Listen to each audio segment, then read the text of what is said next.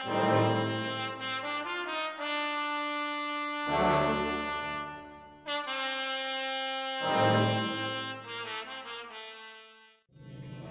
teman-teman, salam ceria. Ini dia nih pantun rohani untuk hari ini dengan Feby dan Bania di Surabaya.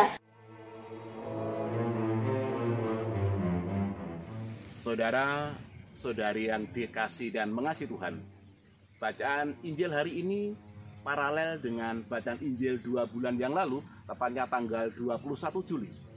Hanya saja Injil yang Juli itu diambil dari Injil Matius, yang hari ini dari Injil Lukas, tepatnya Injil Lukas bab 8 ayat 19 sampai 21, yaitu ketika Maria dan saudara-saudaranya sulit bertemu dengan Yesus. Bahkan dalam perikop hari ini lebih jelas, mereka tidak dapat menjumpai dia karena orang banyak.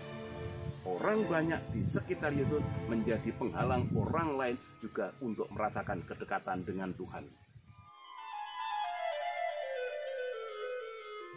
Makanan sehat, makanan yang dikukus, tidak perlu ditambah dengan mentega. Karena orang banyak di sekitar Yesus, ibu dan saudaranya tak bisa jumpa. Mari kita refleksikan. Jangan-jangan sikap kita pun pernah menjadi penghalang bagi orang lain untuk juga mengalami kedekatan dengan Tuhan. Misalnya, ketika ada doa lingkungan, warga jarang datang, kemudian mereka datang, kita menyapa, "Wah, tumben mimpi apa kok datang?" Ungkapan ini sebenarnya telah menjadi penghalang bagi orang lain juga untuk merasakan kedekatan dengan Tuhan. Atau mungkin juga pakaian yang tidak layak dipakai ke gereja juga bisa menjadi penghalang orang lain bisa merasakan kedekatan dengan Tuhan. Saat di gereja bermain HP saja, ini juga menjadi gangguan bagi orang lain untuk merasakan kedekatan dengan Tuhan. Sehingga tanpa kita sadari, bisa saja perilaku kita menjadi penghalang orang lain untuk merasakan kedekatan dengan Tuhan.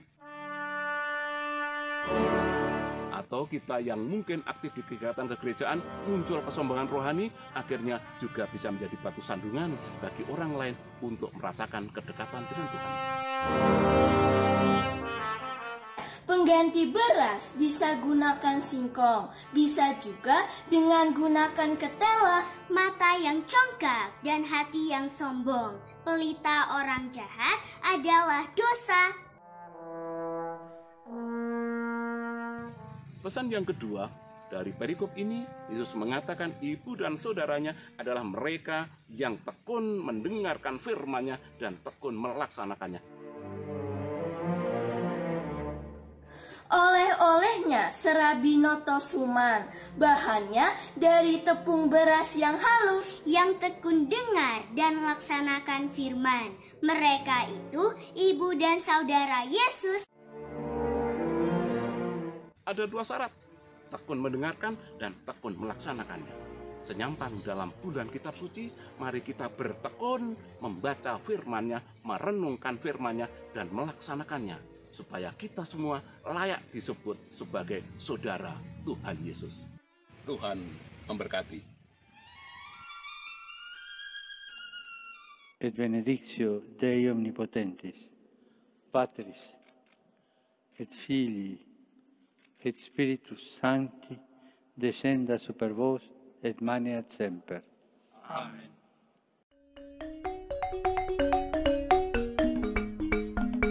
Terima kasih, berkah dalam.